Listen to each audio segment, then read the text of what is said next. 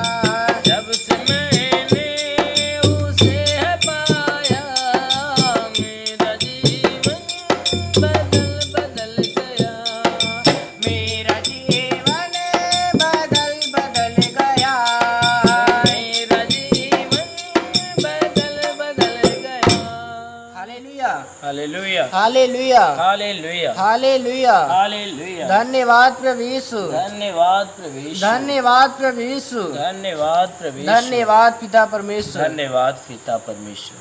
है मेरा वही ठिकाना, मेरा यीशु है जहाँ। है मेरा वही ठिकाना, मेरा यीशु है जहाँ। है मेरा वही ठिकाना, मेरा यीशु है जहाँ। है मेरा वही ठिकाना,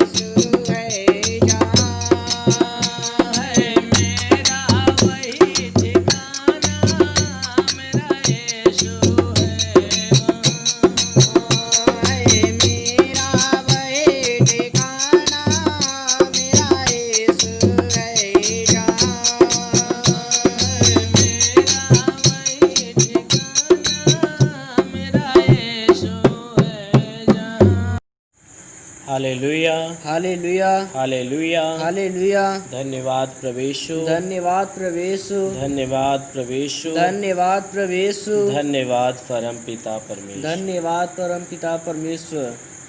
तेरे साथ रहना है प्रभु ये दिल मेरा तड़पे।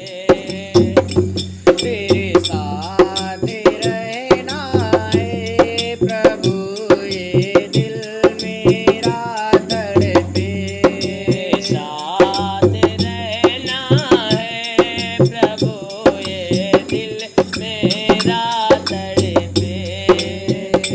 तेरे साथ रहना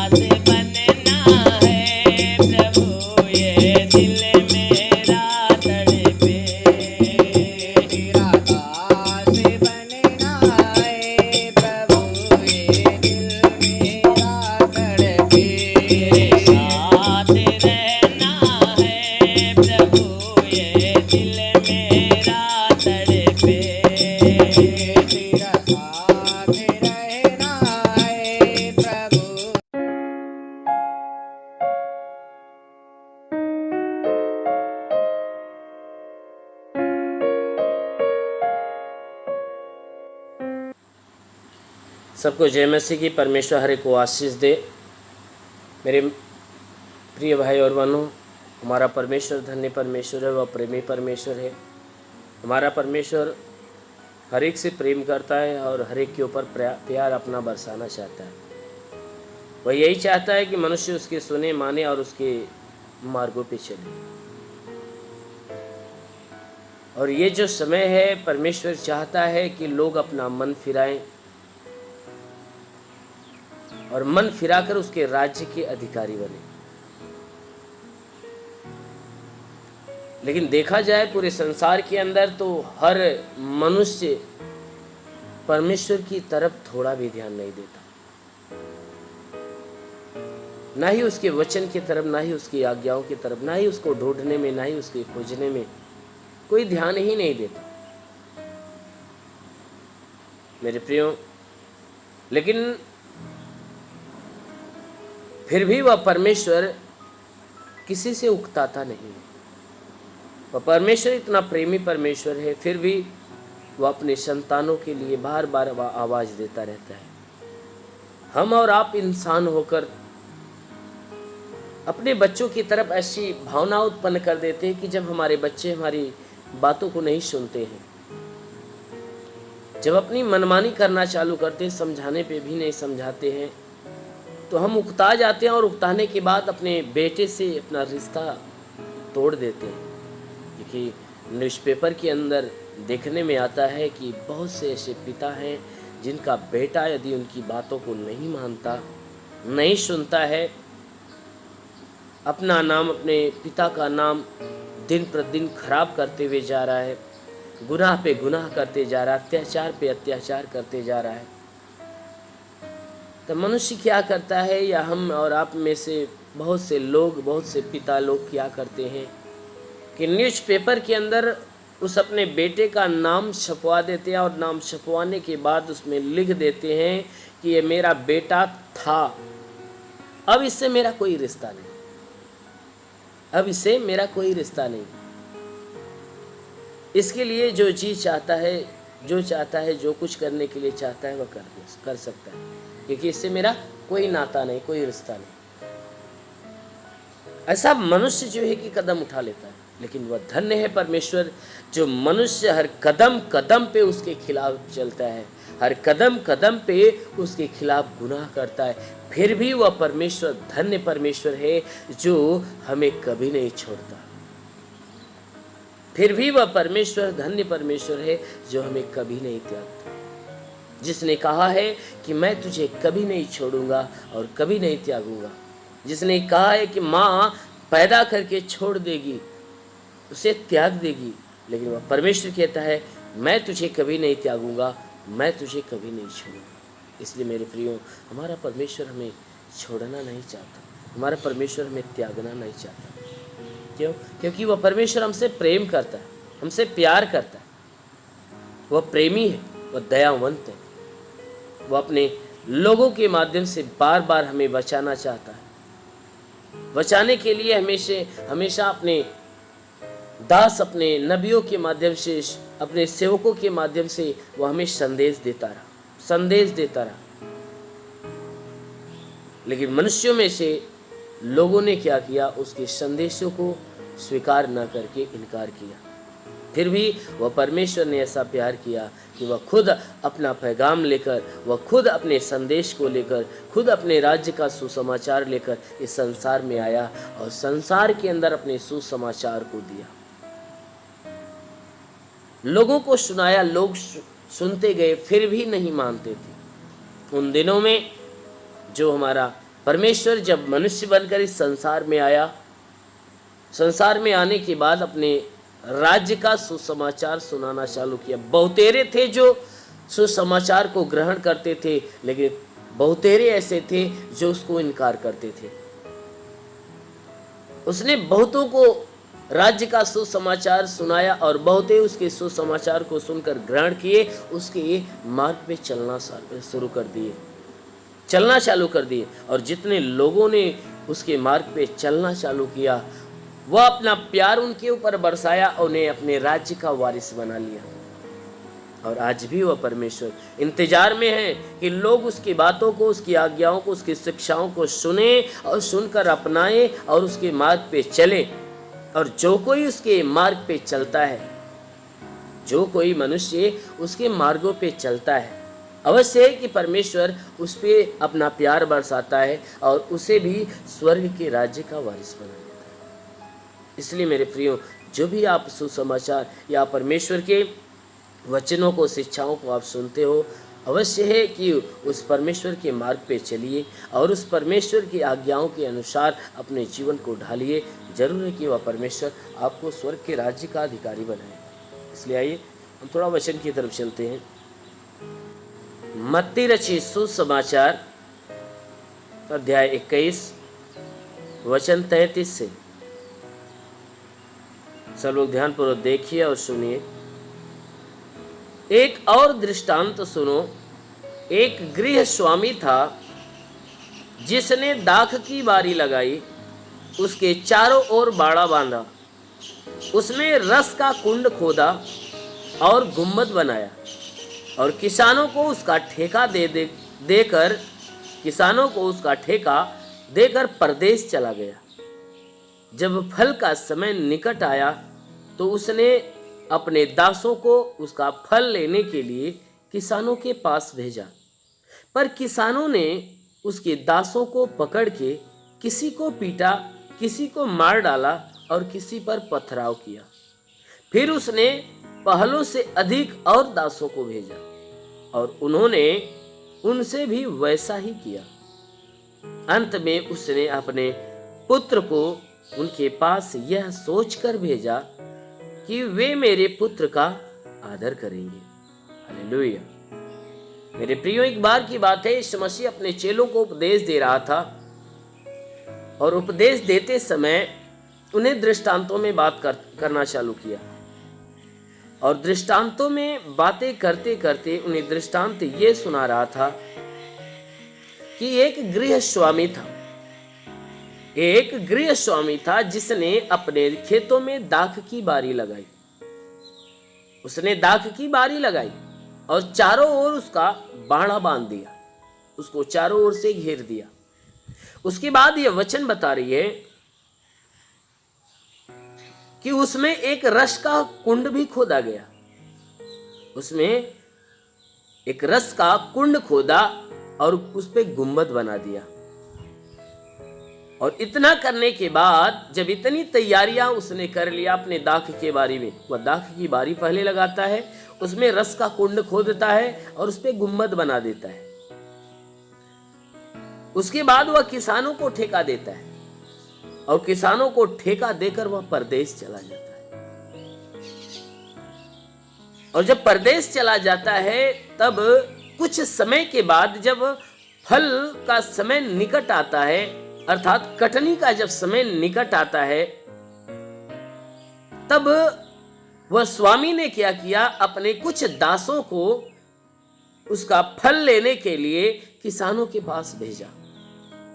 दासों को कहा, भैया जाओ और वहां का जो भी है, जो जितना फल निकला हुआ है या जो कुछ पैदा हुआ है उसका लेखा जोखा भाई ले लो, कितना हुआ है, क्या हुआ है, कैसे हुआ। क्योंकि हर एक किसान जब अपनी खेती को किसी के ऊपर सौंप देता है और जब कटनी का समय आता है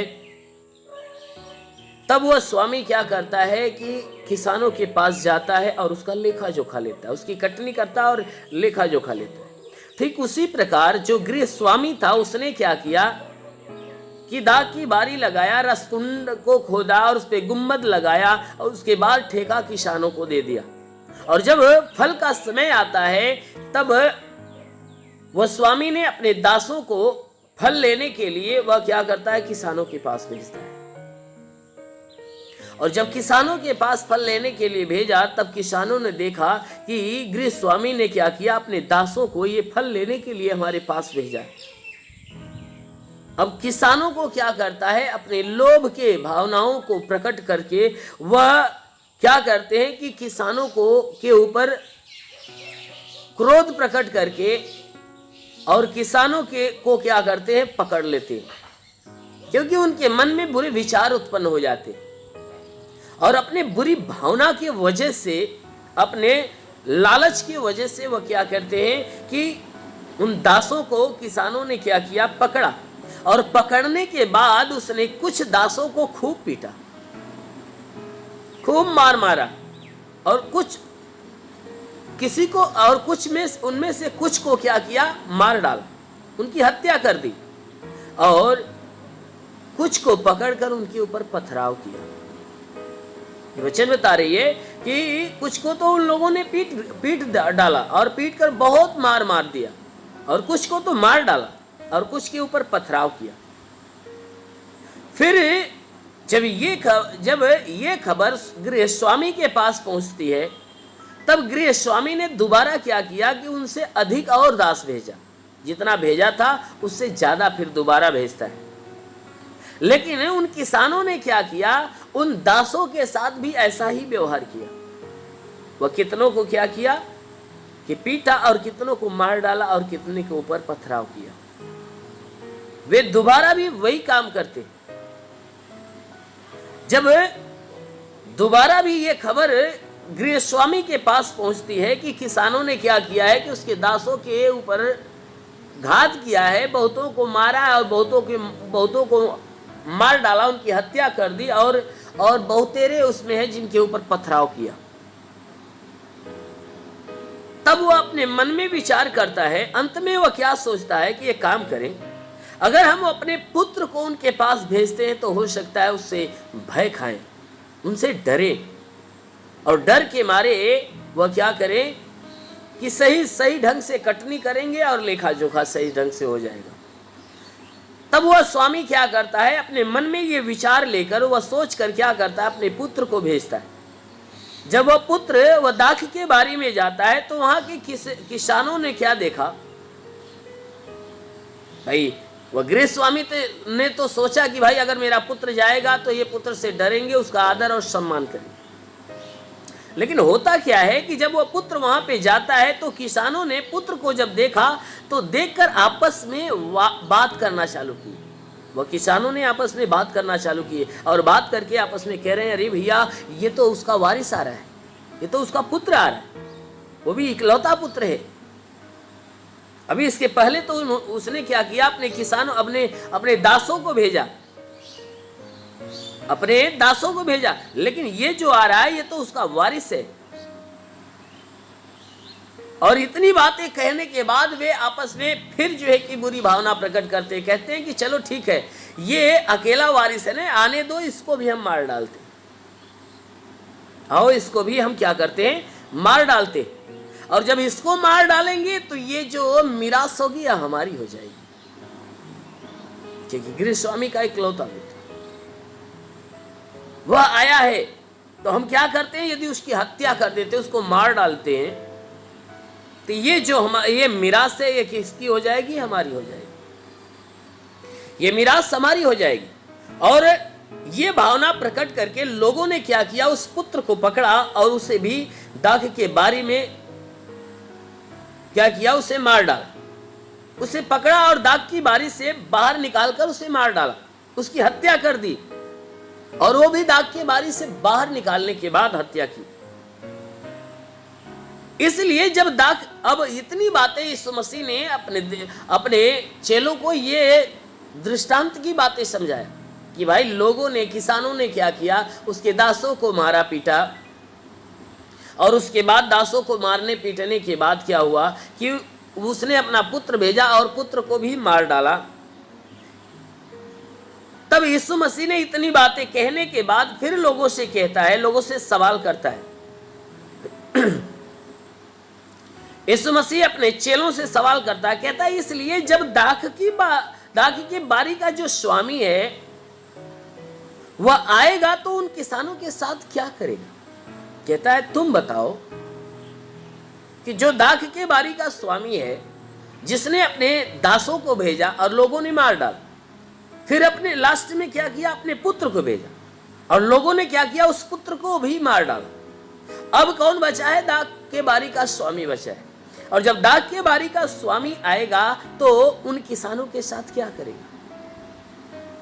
जब यीशु मसीह ने ऐसा सवाल किया तो किसी ने जवाब नहीं दिया, ना ही उसके चेले ने, ना ही पे जितने उस भीड़ में फरीसी और सदूकी थे, ना ही वे ही जवाब दिए और ना ही उसके चेलों ने जवाब दे पाए।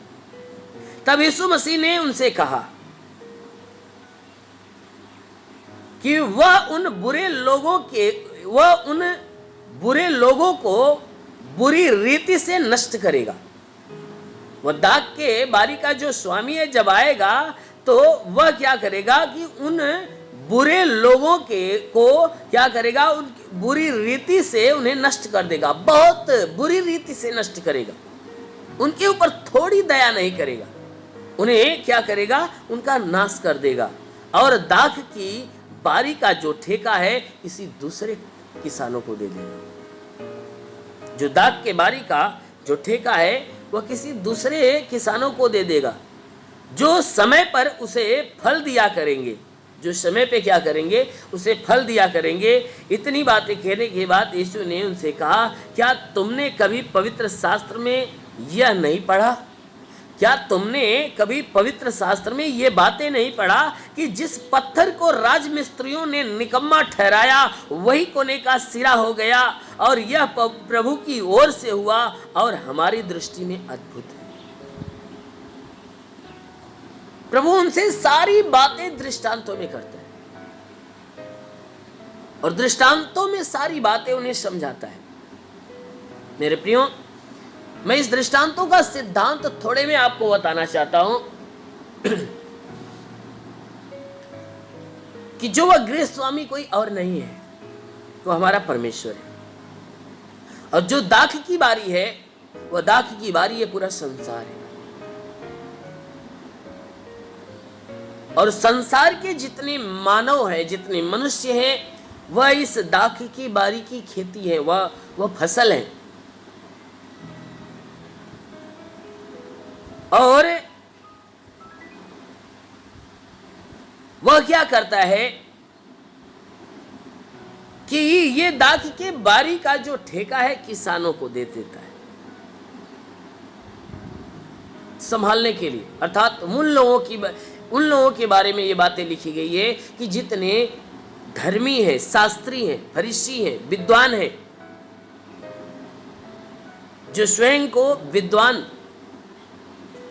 और जो ज्ञानवान ठहराने वाले, उनकी बातें, किसान का दर्जा, ये वचन इस सिद्धांत को बताती है कि जो किसान कोई और नहीं, ये फरीसी और शास्त्री।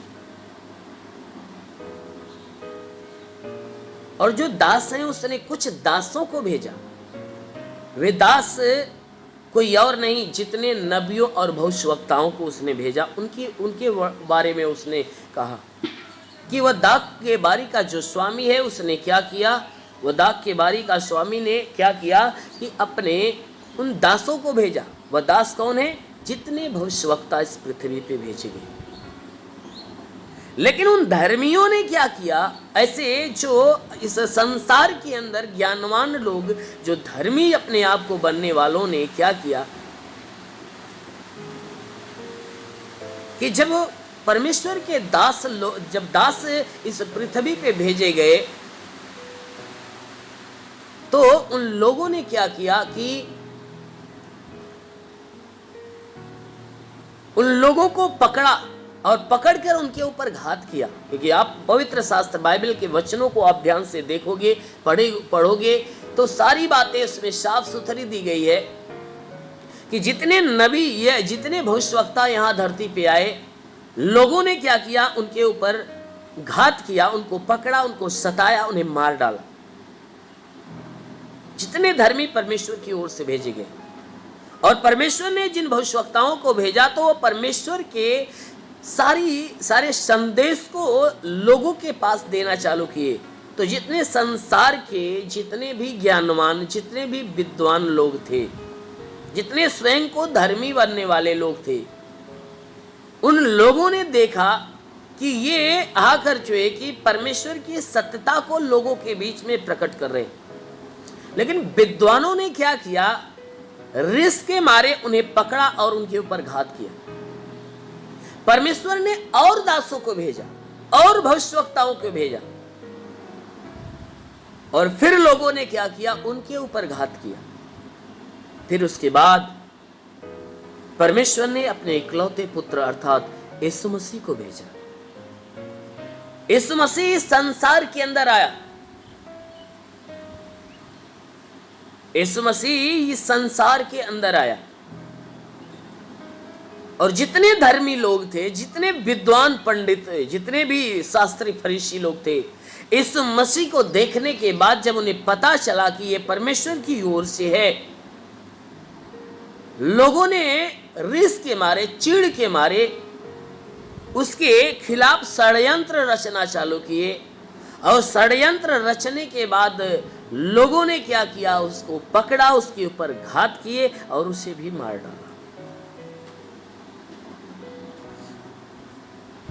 इतनी बातें ये सिद्धांत में बताता है। उसके बाद ये यीशु मसीह कह रहा है कि अब तुम अपने दिमाग से विचार करो कि जब लोगों ने उस स्वामी के दासों को नहीं छोड़ा और उनको भी मार डाले, और फिर उसके बाद उसके पुत्र को भी नहीं छोड़ा और उसको भी मार डाले, तो अब बताओ कि वह जो गृह स्वामी, जो स्वामी है, वह किसानों के ऊपर कैसा व्यवहार करेगा। कि जिन किसानों ने उस स्वामी के खेती को भी लिया और खेती को हड़पने के चक्कर में उसने क्या किया कि सोचा कि हम दासों को मार दें, अब इकलौता पुत्र आ रहा है तो उसको भी मार डालें, जब ये मर जाएगा तो ये संसार पे हमारा अधिकार हो जाएगा, संसार के लोग हमारे पीछे दौड़ेंगे। ये संसार के ऊपर अधिकार जताने के लिए लोगों ने क्या किया, उसके इकलौते पुत्र को मार डाला। उसी बात को यीशु मसीह ने अब सवाल किया अपने चेलों से कि अब बताओ जब स्वामी आएगा तो इन किसानों के ऊपर कैसा व्यवहार करें। कोई जवाब नहीं। फिर यीशु मसीह कहता है कि वह जब आएगा तो उनके बुरे कामों के कारण उनको बुरी रीति से नष्ट कर देगा। इसीलिए बाइबल की वचनों में लिखा हुआ है कि यीशु मसीह ने, अरे परमेश्वर की वचनों में लिखा हुआ है, वचन कहती है कि परमेश्वर ने बुद्धिमानों को लज्जित करने के लिए निर्बुद्धियों को चुन लिया। क्योंकि जो अपने दृष्टि में बुद्धिमान बन रहे हैं वे क्या हो, लज्जित हो, नाश हो जाएं, वे नरक में चला जाएं, वे बिल्कुल नाश हो जाएं। इसलिए परमेश्वर ने ऐसे ज्ञानियों को, ऐसे शास्त्रियों को, ऐसे फरीसियों को लज्जित करने के लिए, ऐसे धर्मियों को लज्जित करने के लिए उसने अधर्मियों को चुना और अधर्मियों को चुनकर उन्हें धर्मी ठहराया। और जितने स्वयं को धर्मी ठहरने वाले हैं उसके दृष्टि में अधर्मी ठहरकर वह नाश हो गए। इसलिए वह कह रहा है कि वह बुरे लोगों को उनको बुरी रीति से क्या करेगा, नष्ट कर देगा। और जो दाख की बारी है वह दाख की बारी का ठेका किसी और किसान के हाथ में देगा, ऐसे किसान के हाथ में देगा कि जो समय पर क्या करेंगे, हल दिया करेंगे। इतनी बातें यीशु मसीह समझाने के बाद वह कह रहा है कि क्या तुमने कभी पवित्र शास्त्र में यह बात नहीं सुना कि जिस पत्थर को राजमिस्त्रियों ने निकम्मा ठहराया वही कोने का सिरा बन गया। वो राजमिस्त्री कौन है? वही शास्त्री, फरीसी और धर्मी जन। और वह पत्थर कौन है? हमारा यीशु मसीह। जिस पत्थर को राजमिस्त्रियों ने निकम्मा ठहराया, क्योंकि यीशु मसीह जब तक संसार में था वह शास्त्री और फरीसियों ने क्या किया, उसको हमेशा नीचा गिराने की कोशिश किए, हमेशा तुच्छ बनाने की कोशिश किए, लोगों के सामने उसे घृणित बनाने की कोशिश किए, उसके ऊपर घात में हमेशा लगे रहते थे, उसको गिराने में लगे रहते थे। और अंत तक उन लोगों ने पूरा प्रयास किया, क्या किया कि उन्हें अंत तक लोगों ने क्या किया कि उसे गिराने की कोशिश किए और मार भी डाला। और मार डालने के बाद भी उसे घृणित ठहराने के लिए लोगों ने क्या किया, जब उसे क्रूस पे चढ़ाने की बातें आई तो दो अपराधियों के बीच में उसे क्रूस पे चढ़ाया कि ये अपराधियों में गिना जाए। वह निष्पाप निष्कलंक होते हुए भी लोगों ने उसे अपराधियों के रूप में घृणित भावनाओं में उसे रखने के लिए, उसे घृणित भावनाओं के रूप में लोगों के दृष्टि में जताने के लिए, दिखाने के लिए लोगों ने क्या किया, दो अपराधियों के बीच में उसे क्रूस पे चढ़ाया।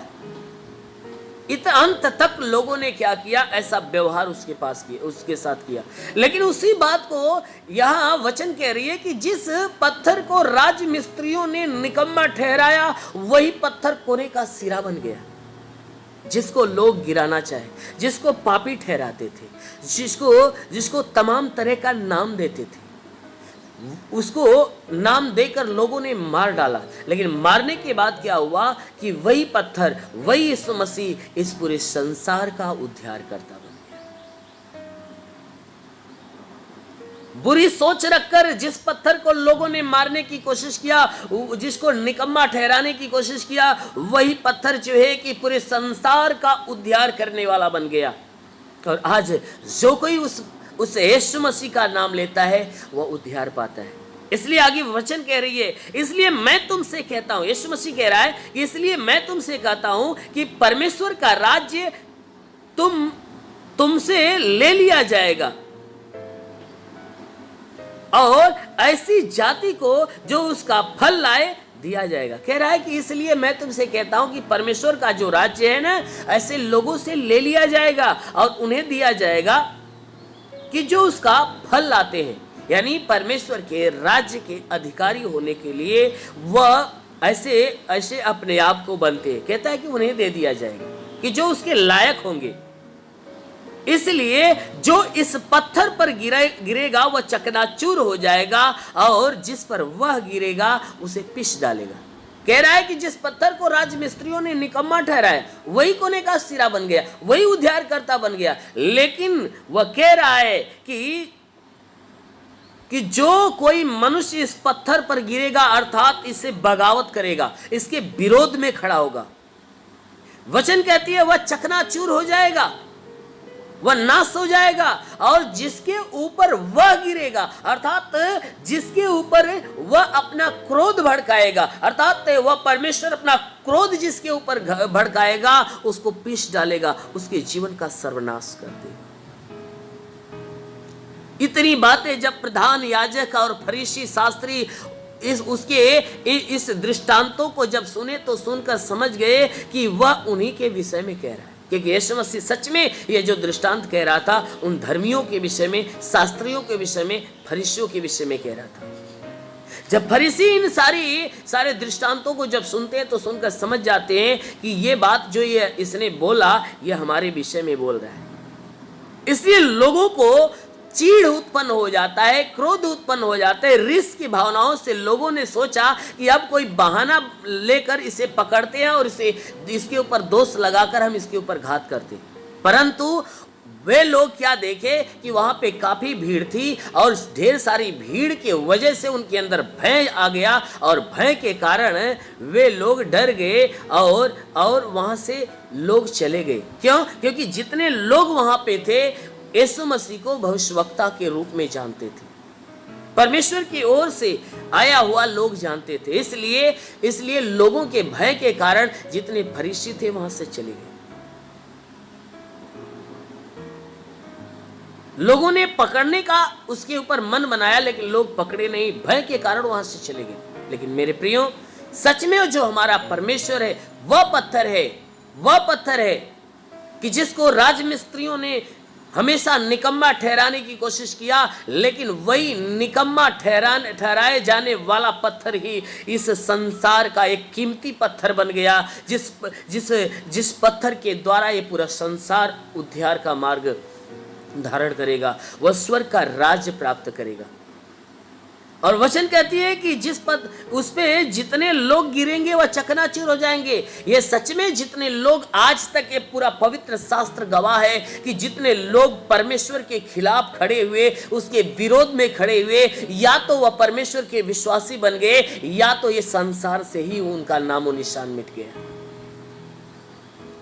ये पूरे पवित्र शास्त्र गवाह है। और आज भी देखो कि जितने लोग परमेश्वर के खिलाफ आवाज उठा रहे हैं, कदम उठा रहे हैं, बगावत कर रहे हैं, उनके जीवन के ऊपर ऐसा परमेश्वर का क्रोध भड़क रहा है, जैसे वचन कहती है कि जिसके ऊपर वह गिरेगा उसे पीस डालेगा। क्योंकि उनके ऊपर परमेश्वर का जब क्रोध भड़क रहा है तो उनका नामो निशान, उनका सर्वनाश हो जा रहा है। इसलिए मेरे प्रियो, आप परमेश्वर के अधीन रहो, क्योंकि आपका परमेश्वर वह पत्थर है जो आपको स्वर्ग तक पहुंचाने वाला है, जो स्वर्ग के राज्य का वारिस बनाने वाला है। इसलिए हमेशा आप अपने परमेश्वर के अधीन रहिए, उस परमेश्वर की सुनिए, मानिए, क्योंकि वह हमें बचाने के लिए, हमें संसार से हमें उस स्वर्ग तक ले जाने के लिए वह हमारे पास आया और हमें उस लायक बनाने की कोशिश किया। और हम उसके लायक तभी बनेंगे जब हम उसकी सुनेंगे, मानेंगे, उसके मार्ग पे चलेंगे, तब हम उस परमेश्वर के लायक बनेंगे और उसके राज्य के वारिस बन जाएंगे।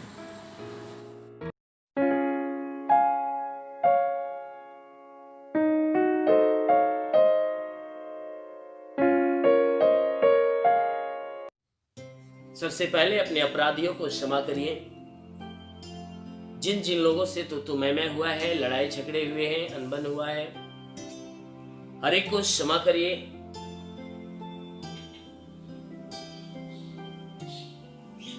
अपने घर के हर एक सदस्य को क्षमा करिए। परिवार के हर एक सदस्य को, परिवार में जितने भी लोग हैं, हर एक को क्षमा करिए।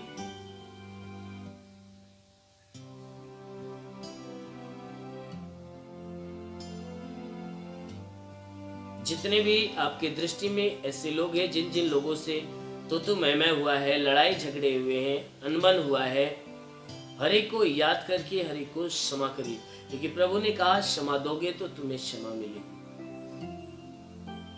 इसलिए अपने पड़ोसियों को क्षमा करिए, अपने घर के पड़ोसी, अपने शरीर के पड़ोसी, हर एक को क्षमा करिए।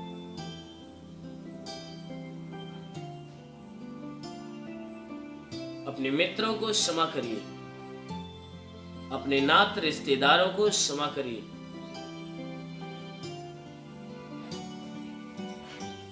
हर एक को दिल से क्षमा करते जाइए।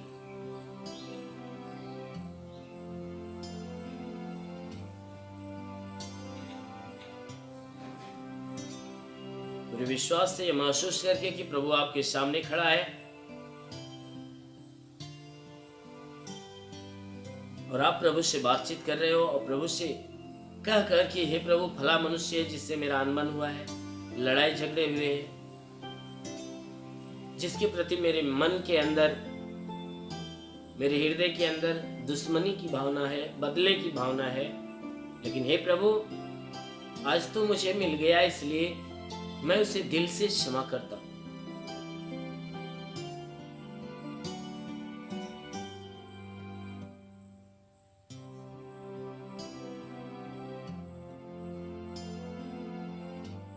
एक एक को क्षमा करते रहिए।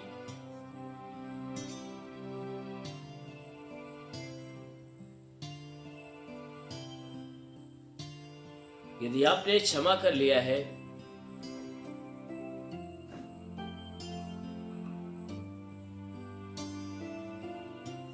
तो अपने पापों को याद करके प्रभु के सामने उसे स्वीकार करिए, कबूल करिए। मैं हर एक पापों का नाम बता रहा हूं। चोरी करना पाप है, झूठ बोलना पाप है, गाली देना पाप है, किसी को सताना पाप है, भला बुरा बोलना पाप है, दास्या रखना पाप है, हत्या करना पाप है, बुरे विचार करना पाप है, बेविचार करना पाप है, बुरी बुरी बातें कह के ठट्ठे मारना पाप है, बेविचार करना पाप है, लोभ लालच रखना पाप है, किसी को धोखा देना पाप है, किसी की चुगली करना पाप है, किसी को श्राप देना पाप है, किसी के ऊपर घात करना पाप है। यदि आपने अपने जीवन में सारे गुनाह किए तो प्रभु के सामने उसे स्वीकार करिए।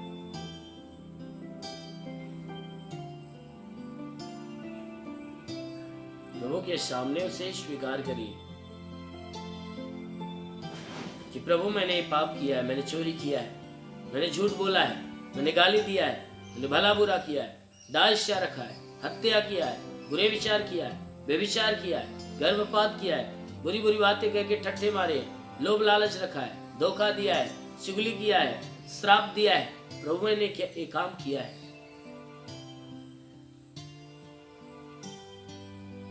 आज उन्हीं पापों का देन है कि मेरे जीवन में परेशानियां हैं, मेरे शरीर में नाना प्रकार की बीमारियां हैं। आज मेरे पापों का देन है कि मेरे बच्चे पीड़ित परेशान हैं, मेरे घर में समस्याएं हैं, परिवार में समस्याएं हैं, परिवार में लड़ाई झगड़े हैं।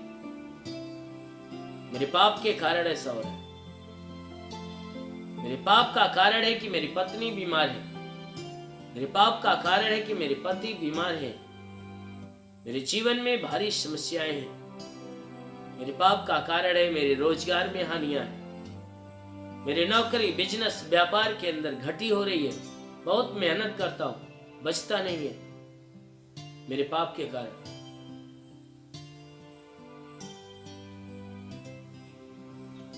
मेरे पाप का कारण है कि जिस काम में हाथ लगाता हूं सफलताएं नहीं मिलती। मेरे पाप का कारण है जिस काम के बारे में सोचता हूं पूरा नहीं होता। मेरे पाप का कारण है कि दुष्ट आत्माएं जब चाहती मेरे जीवन में आती है और तबाहियां मचा मचा कर आती जाती है। मैं स्वयं को बचाना चाहकर भी नहीं बचा पाता, क्योंकि मेरे पाप ने मेरे जीवन को बांध दिया है।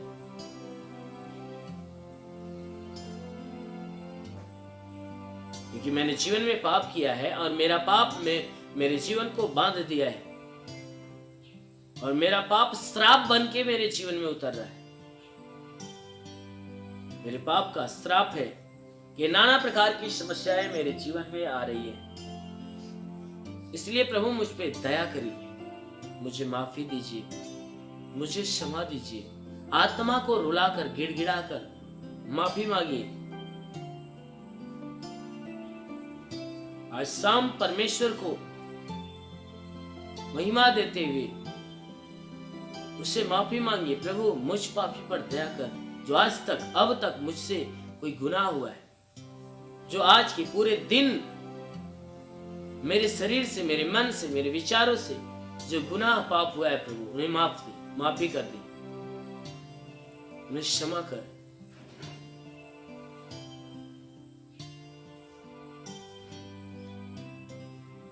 मुझ पापी पर दया कर प्रभु। अपनी आत्मा को रुलाकर प्रभु से गिड़गिड़ाओ और माफी मांगो।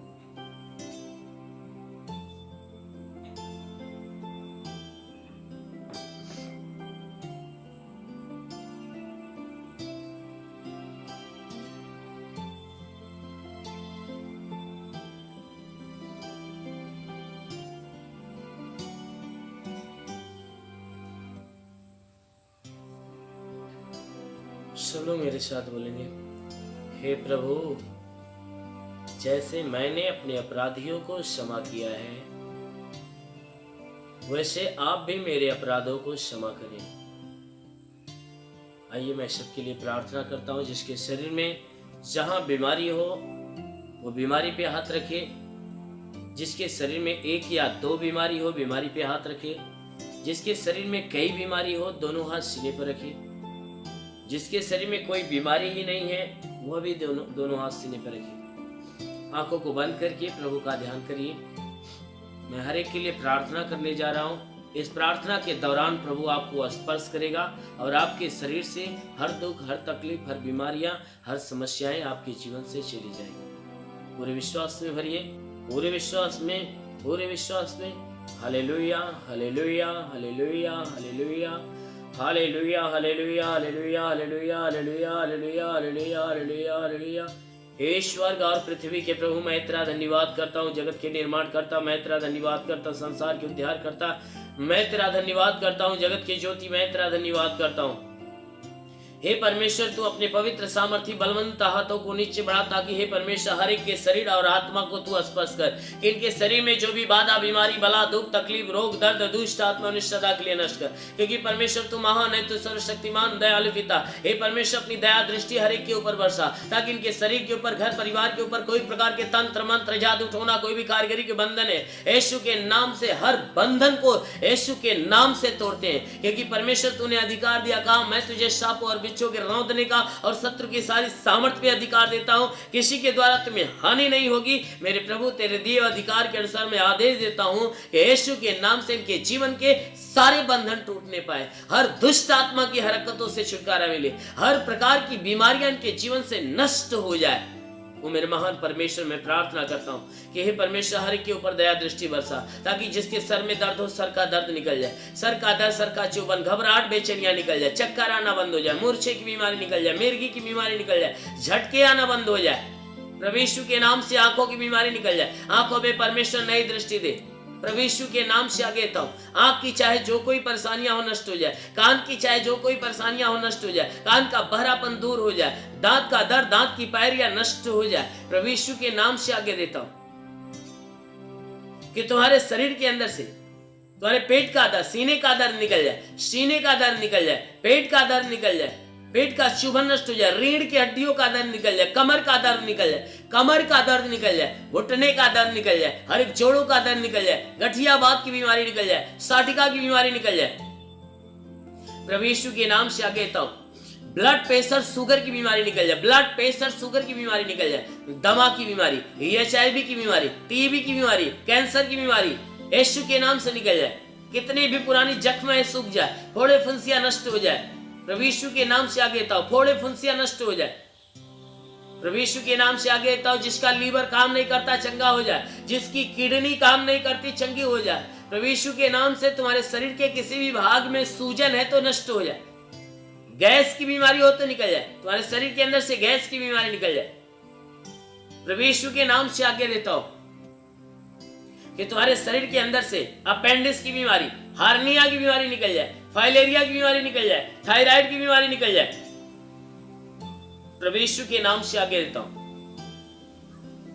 कि जिसका हाथ नहीं उठता उठने लगे, पैर नहीं चलता चलने लगे, लकवे का बीमार चंगा हो जाए। प्रभु यीशु के नाम से जिसका दिमाग काम नहीं करता काम करने लगे, प्रभु यीशु के नाम से ट्यूमर की बीमारी निकल जाए, बवासीर की बीमारी निकल जाए। तुम्हारे शरीर के किसी भी भाग में पथली है तो पथली नष्ट हो जाए, जुकाम, खांसी, बुखार निकल जाए, टाइफाइड, मलेरिया नष्ट हो जाए, उल्टी दस्त की बीमारी निकल जाए, पेचिश पड़ना बंद हो जाए, किसी भी प्रकार का चर्म रोग निकल जाए, खाज खुजलियां नष्ट हो जाए, किसी भी प्रकार के दाग धब्बे निकल जाए, सफेद दाग पूरी तरह से नष्ट हो जाए। प्रभु यीशु के नाम से आगे देता हूं, फीलिया, स्टेनोफीलिया की बीमारी निकल जाए, लहू पानी की बीमारी नष्ट हो जाए। प्रभु यीशु के नाम से आगे था, जिसके पास कोई संतान नहीं है, यीशु के नाम से उसके गर्भ में संतान की उत्पत्ति हो, उनके गर्भ पे कोई बंधन है तो यीशु के नाम से टूट जाए। हे परमेश्वर मैं प्रार्थना करता हूँ कि स्वर्ग से अपनी आशीष से हर एक के ऊपर उतरने दे, स्वर्ग से अपनी आशीष से हर एक के ऊपर उतरने दे, ताकि हे परमेश्वर सब के सब तेरे आशीषों में पले बड़े चंगे हो जाए। मेरे महान परमेश्वर मैं प्रार्थना करता हूँ हर एक के जीवन में, हर एक के घर में, हर एक के परिवार में आशीष दे, ताकि घर का भंडार सदैव भरा रहने पाए। हे परमेश्वर घर के अंदर किसी वस्तु की घटी ना हो, हर घटी को भर दे, हर एक रुके हुए अधूरे काम को पूरा कर। हे परमेश्वर इनके जीवन में जो भी समस्याएं खत्म हो जाए, इनके रोजी रोजगार, काम धंधे, बिजनेस, व्यापार के ऊपर आशीष दे, उसमें बढ़ोतरी, बरकत हो, घर में शांति, परिवार में शांति दे। हे परमेश्वर मैं प्रार्थना करता हूं, मैं प्रार्थना करता हूं कि इनके जीवन में तू बहुतायत की आशीष दे, कि हे परमेश्वर जिनको नौकरी की तलाश है उन्हें नौकरी दे। हे परमेश्वर जिसके पास काम नहीं उसे काम देकर आशीष दे, जो गरीबी के श्राप में वो गरीबी के श्राप से छुटकारा पाए, जो कर्ज से दबा है उसका कर्जा अदा हो जाए। महान परमेश्वर मैं प्रार्थना करता हूं पिता, हर एक के जीवन में अद्भुत और अनोखा चमत्कार होने दे। हे परमेश्वर मैं प्रार्थना करता हूं स्वर्ग से, हे परमेश्वर स्वर्ग का भंडार खोल और हर एक के ऊपर अपनी आत्मा का अभिषेक होने दे, सब के सब आत्मा के द्वारा परिपूर्ण हो जाए, पवित्र आत्मा हर एक को छूले। ओ महान परमेश्वर मैं प्रार्थना करता हूं हर एक को तेरा स्पर्श हो जाए। ओ राबा रांदा लाबा सेकेरे वासा खला रंदो सेकेरे वासी के रे, ओ राबा राबा राबा रांदा लाबा सेकेरे वासा खलारा, ओ शिकारा रा लाबा लाबा से रेंदलो सोकोरंद वासा करंद लो वसे रे। महान परमेश्वर मैं प्रार्थना करता हूं पिता हर एक के जीवन में तेरा अनुग्रह हो, तेरा स्पर्श होने पाए, हर एक को तेरी आशीषें, हर एक को तेरी आशीषें प्राप्त हो, जिनके जीवन में जो परेशानियां आज यीशु के नाम से चला जाए। हे परमेश्वर इनके घर से संबंधित, परिवार से संबंधित, जमीन से संबंधित, हे परमेश्वर कोई परेशानियां हो दूर हो जाए। मेरे महान परमेश्वर मैं प्रार्थना करता हूं तेरा साथ हर एक के साथ हो, तेरा हाथ हर एक के सर पे बना रहे। मैं प्रार्थना करता हूं प्रभु आज शाम की प्रार्थना हर एक के लिए करते पिता, कि हे परमेश्वर इनके जीवन में जो भी दुख है, जो भी परेशानियां है, वह सारी परेशानियां दूर हो जाए। हे परमेश्वर, इनके जीवन में कोई भी प्रकार की कठिनाइयां आने वाली हो तो यीशु मसीह तेरे नाम से नष्ट हो जाए। हर दुष्ट आत्माएं, हर दुष्ट आत्माएं, हर दुष्ट आत्मा जो इनके शरीर में, इनके घर में, इनके परिवार में, यीशु के नाम से आदेश देता हूं कि वह सारी गंदी आत्मा, सारी दुष्ट आत्मा इनका जीवन छोड़े और बाहर निकल जाए, इनका जीवन छोड़े और बाहर निकल जाए। मेरे महान परमेश्वर, मैं प्रार्थना करता हूं तेरा साथ इनके साथ हो, तेरा हाथ इनके सर पे बना रहे, तेरा अनुग्रह और शांति इनके जीवन में प्रकट हो। मेरे महान प्रभु यीशु के नाम से तेरी आशीष और तेरी चंगाई, तेरी शांति हर एक के लिए मांगते हैं। आमेन। परमेश्वर हर एक को आशीष दे। God bless you.